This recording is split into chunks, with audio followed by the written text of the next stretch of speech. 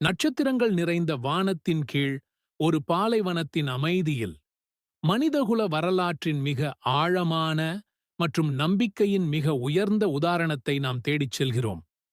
நாம் இன்று பார்க்கவிருப்பது வெறும் ஒரு வரலாறு அல்ல, அது விசுவாசத்தின் ஒரு அசைக்க முடியாத சிகரம். அல்லாஹ்வுக்காக எல்லாவற்றையும் தியாகம் செய்யத் துணிந்த ஒரு வாழ்க்கை பயணம். அவர் இறைத்தூதர்களின் தந்தை, 3 பெரிய மதங்களுக்கு வழிகாட்டியவர். இப்ராஹிம் அலைஹிஸ்ஸலாம். அவர் பிறந்த காலம் அறியாமையும் சிலை வணக்கமும் கோலோச்சிய ஒரு இருண்ட யுகம். அநியாயமும் அடக்குமுறையும் சர்வ சாதாரணமாக இருந்த ஒரு சமுதாயம். ஆனால் இந்த இருளுக்கு மத்தியில் ஒரு ஒளி உதயமானது. அது சத்தியத்தை மட்டுமே தேடிய ஒரு இளைஞனின் ஒளி. அவனது இதயத்தில் ஒரு கேள்வி ஒலித்தது: இந்த சிலைகள் எப்படி நமக்கு கடவுளாக முடியும்? இன்று இந்த காணொளியில் அந்த அசாதாரணமான வாழ்க்கை பயணத்தை நாம் முழுமையாக காணப்போகிறோம். ஒரு சிறுவனாக அவர் எப்படி உண்மையை தேடினார், சிலை வணக்கத்தின் அஸ்திவாரங்களை அசைத்துப் பார்த்தார், மாபெரும் நெருப்பில் எரியப்பட்டு அல்லாஹ்வால் பாதுகாக்கப்பட்டார். பின்னர் மனிதகுலத்தின் முதல் வணக்கத் தலமான காபத்துல்லா எப்படி கட்டினார், இறுதியாக அல்லாஹ்வின் கட்டளைக்கு கீழ்ப்படிந்து தனது அன்பு மகனை தியாகம் செய்யத் துணிந்த அந்த அசைக்க முடியாத தியாகம். இந்த நிகழ்வுகள் அனைத்தும் நமக்கு என்ன படிப்பினைகளை வழங்குகின்றன? அல்லாஹ்வின் மீதான நமது நம்பிக்கை எப்படி இருக்க வேண்டும்? வாருங்கள், வரலாற்றின் இந்த மகத்தான அத்தியாயத்திற்குள் நுழைவோம்.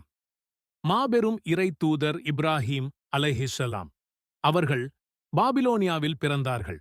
அந்த நாட்களில் அந்த பகுதி சிலை வணக்கத்திலும் மூட நம்பிக்கைகளிலும் மூழ்கியிருந்தது. ஒவ்வொரு குடும்பத்திலும், ஒவ்வொரு வீட்டிலும், ஏன் ஒவ்வொரு சந்தையிலும் எண்ணற்ற தெய்வங்கள் வணங்கப்பட்டு வந்தன. மக்கள் தங்கள் கைகளால் செதுக்கிய சிலைகளுக்கு முன் மண்டியிட்டு அவற்றின் சக்தியற்ற தன்மையை உணராமல் உதவிக்காக மன்றாடினார்கள். மன்னன் நிம்ரூத் என்பவன் தன்னைத்தானே கடவுளாக பிரகடனப்படுத்திக் கொண்டு மக்களுக்கு கடுமையான அடக்குமுறையை விதித்திருந்தான். இந்தச் சூழலில்தான் இப்ராஹிம் அலைஹிஸ்ஸலாம் வளர்ந்தார். ஆனால் மற்ற குழந்தைகளைப் போலல்லாமல் அவரது உள்ளம் கேள்வி எழுப்பியது: இந்த வானமும் பூமியும் எப்படி தானாகவே தோன்றியிருக்கும்? இந்த நட்சத்திரங்களும் சூரியனும் சந்திரனும் எப்படி இவ்வளவு ஒழுங்காக இயங்குகின்றன? இவற்றை ஒரு அற்பச் சிலையால் படைக்க முடியுமா என்று அவர் சிந்தித்தார். அவர் இரவில் நட்சத்திரங்களையும் நிலவையும் பகலில் சூரியனையும் பார்த்து, இவைதான் என் இறைவன் என்று ஆரம்பத்தில் நினைத்தார். ஆனால் அவை மறைந்தபோது இவை எப்படி இறைவனாக இருக்க முடியும் என்று உணர்ந்தார். மறையக்கூடியவை எல்லாம் இறைவன் அல்ல என்ற உண்மையை அவருடைய தெளிவான பகுத்தறிவு அவருக்கு கற்பித்தது.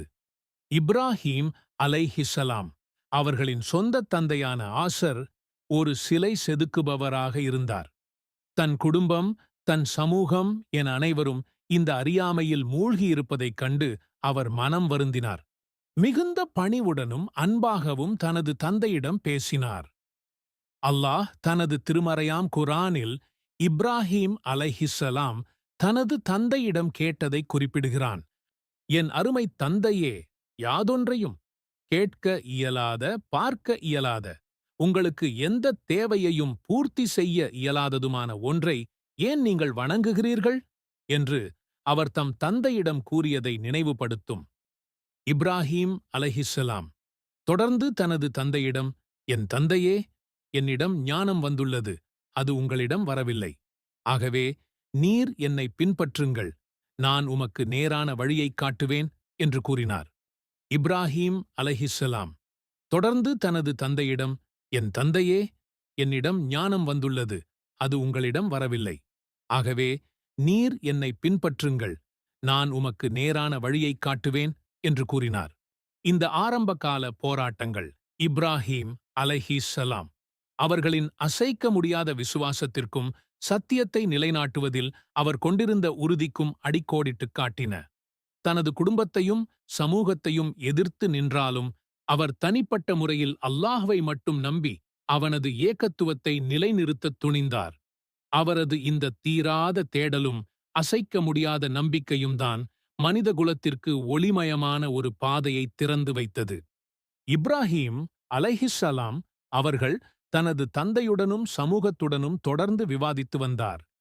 இந்த சிலைகளின் சக்தி அற்ற தன்மையையும் அல்லாஹ் ஒருவன் என்பதையும் அவர்களுக்கு புரிய வைக்க பல வழிகளிலும் முயன்றார். ஆனால் அவர்களின் அறியாமை அவரை விட்டு நீங்கவில்லை.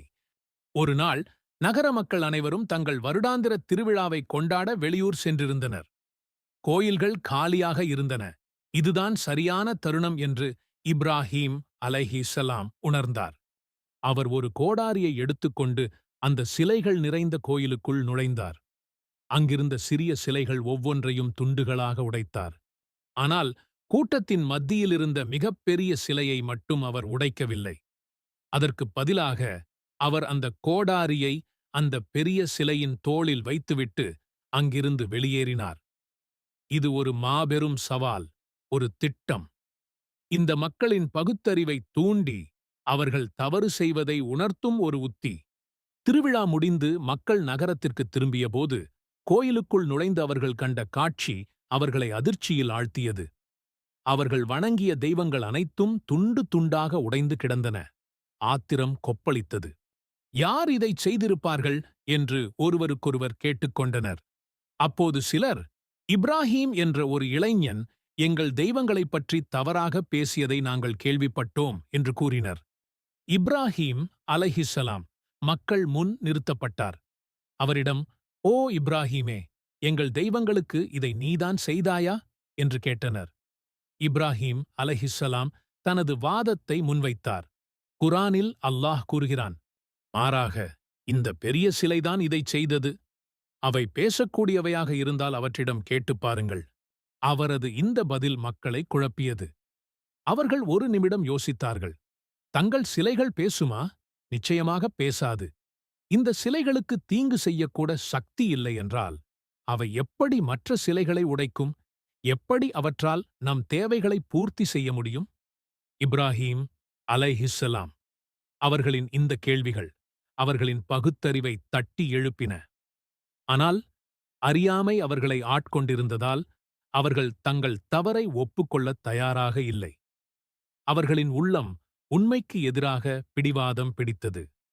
இந்தச் சம்பவம் இப்ராஹீம் அலைஹிஸ்ஸலாம் அவர்களுக்கு மேலும் சவால்களைக் கொண்டு வந்தது. ஆனால் அவர் தனது இலக்கிலிருந்து விலகவில்லை. சத்தியத்தை நிலைநாட்டுவதில் அவர் அசைக்க முடியாதவராக இருந்தார். இந்த நிகழ்வுதான் அவரது வாழ்க்கையின் மிகப்பெரிய சோதனையான நெருப்பில் போடப்படும் தருணத்திற்கு இட்டுச் சென்றது.